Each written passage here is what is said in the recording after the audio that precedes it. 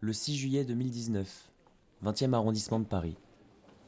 Des élus, des habitants, une famille et des proches sont rassemblés afin d'inaugurer une place, celle désormais connue sous le nom de place Bilal Béréni. 20 ans plus tôt, le 23 juin 1990, Bilal Béréni naît dans le 10e arrondissement de Paris et commencera à peindre ses premières œuvres dans le 20e à l'âge de 15 ans. Ce jeune street artiste prendra le nom de Zoo Project.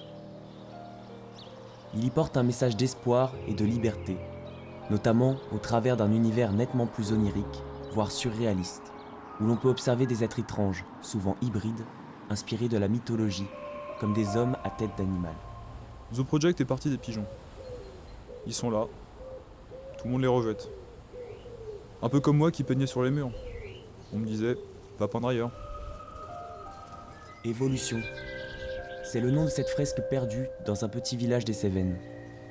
Elle est peinte sur un bassin de stockage des eaux. Elle y retrace l'histoire de la vie, passant d'être monocellulaire à l'homme. Elle y fait le tour du bassin, comme si la vie était éternelle.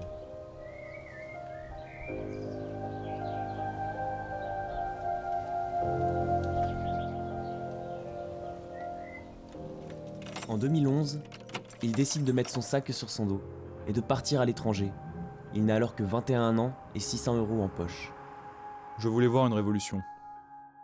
L'art n'est pas en dehors de la vie.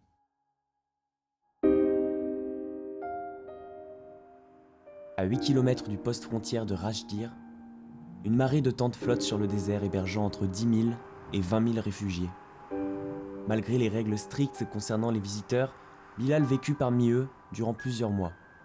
Il se mit à dessiner sur des toiles blanches accrochées à des mâts. Il y peint les histoires que les réfugiés lui racontent tous les soirs. Des histoires de malheur, de pauvreté, de misère.